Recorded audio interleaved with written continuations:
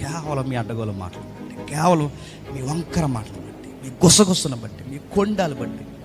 కానీ గుర్తుపెట్టుకోండి, నువ్వు ఇక్కడికి వెళ్ళి అక్కడ ఏమైనా మాట్లాడితే అది అక్కడ ఆగుతుంది అనుకుంటున్నావు? ఖచ్చితంగా వచ్చి ఎవడో చెప్పకూడదో వాడికే చెబుతాడు. నువ్వు ఎలా అంటాడువో నీ నోరు చెబుతుంది, నువ్వు ఎలా అంటాడువో నీ నాలుక చెబుతుంది. నువ్వు వెళ్ళే వాడి దగ్గర నా గురించి లేదా నువ్వు వెళ్ళే వాడి దగ్గర వేరొకటి గురించి తక్కువ చేసి మాట్లాడితే ఆ ఎన్నోడు వెళ్ళి ఇంకోటి చెప్తాడు. ఈడు కలిసి ఏమనుకుంటా చెప్పనా, ఈడు అంతకాలం తిరిగి ఈడి కోసం ఎలా చెప్తాడంటే ఈడు నా కోసం కూడా ఏడో దిక్కున చెప్పండి వాగుతాడని. ఎవడి కృత్వం తగ్గిపోతే చెప్పండి. నేను భయపెట్టడానికి చెప్పడం, దేవుడు ఎదుటివి గుర్తుపెట్టుకోండి మరణకరమైన విషయం. వీడు కొండాలు మాట్లాడితే గుసగుసలు మాట్లాడితే గాసిప్స్ మరణకరమైనవి అవుతాయంటే మరణకరమైనవి అవుతాయి.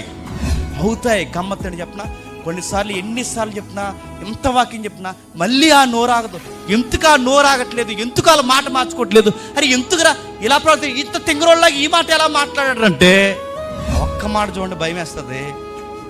దేవుడు కొన్ని నోర్లు అదుపు చేసుకొని రాకపోతేనట కయ్యేను వదిలేసాడేదో నాకు తెలియదు కానీ, యోధాను వదిలేసినట్టేదో నాకు తెలియదు కానీ, చెయ్యరాని కార్యములు చేయటకు చెప్పండి వదిలేస్తాడు.